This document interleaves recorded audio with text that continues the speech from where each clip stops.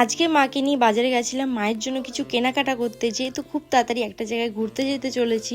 So hello everyone, কেমন আছো সবাই? আশা করছি সবাই ভালো আছো, আমরাও অনেক অনেক ভালো আছি। বিকালবেলা বেরিয়ে পড়েছিলাম মাকে নিয়ে, যেহেতু বাজারে যাব মায়ের জন্য কিছু কেনাকাটা করতে। তো এখানে যাচ্ছিলাম আমি, মা এবং পায়েল, তিনজনে বেরিয়েছিলাম। আর এখানে এটাই বলছিলাম যে আমরা বাইরে বেরাবো আর ওয়েদার খারাপ হবে না, এটা কি হতে পারে? এটা কখনোই হতে পারে না। তো এখানে মার্কেটে গিয়ে অনেক কিছু মায়ের জন্য দেখছিলাম। প্রথমে তো মায়ের কিছু পছন্দই হচ্ছিল না। আমি বলছিলাম তুমি কি পছন্দ করবা সেটা বলো মুখে, তাহলে তো সেটা দেবে। আর এখানে মা আর পায়েল দুজনের খাচ্ছিল লস্যি। আমি যেহেতু লস্যি খাই না, তো সেটা নিয়ে বলছিলাম যে খা তোরা, আমি খাই না। ওরা বলছিল অনেক সুন্দর অনেক সুন্দর। আমি বলছিলাম আমার কোনো ইন্টারেস্ট নেই। তারপর এখানে আমি আমার জন্য কিছু কুর্তি দেখছিলাম যে কোনটা ভালো লাগে। আর হ্যাঁ, আমরা কোথাও ঘুরতে যেতে চলেছি, কোথায় ঘুরতে যাচ্ছি কিনা সব তোমরা জানতে পারবে। আর মাকে নিয়ে যাব ঘুরতে মায়ের সঙ্গে, এটা আমার ফার্স্ট ট্যুর।